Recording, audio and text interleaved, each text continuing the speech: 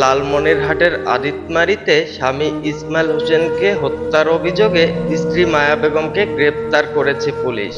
গত বৃহস্পতিবার রাতে উপজেলার ভেলাবাড়ী ইউনিয়নে এই দুর্ঘটনাটি ঘটে। স্থানীয়দের ধারণা, স্পর্শকাতর স্থানে চাপ দিয়ে তাকে হত্যা করেছেন মায়া বেগম।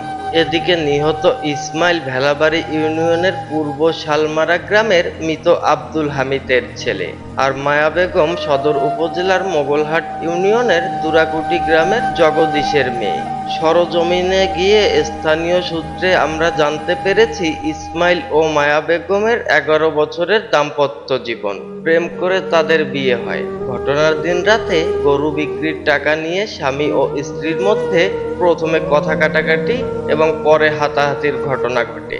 এ সময় মায়া বেগম উত্তেজিত অবস্থায় ইসমাইল হোসেনের স্পর্শকাতর স্থানে চাপ দিলে ব্যথায় অজ্ঞান হয়ে যান তিনি। এরপর গুরুতর অবস্থায় স্থানীয় বাসিন্দারা ইসমাইলকে উদ্ধার করে হাসপাতালে নেওয়ার পথে তিনি মারা যান। পরে খবর পেয়ে পুলিশ বাড়ি থেকে মায়া বেগমকে থানায় নিয়ে যায়।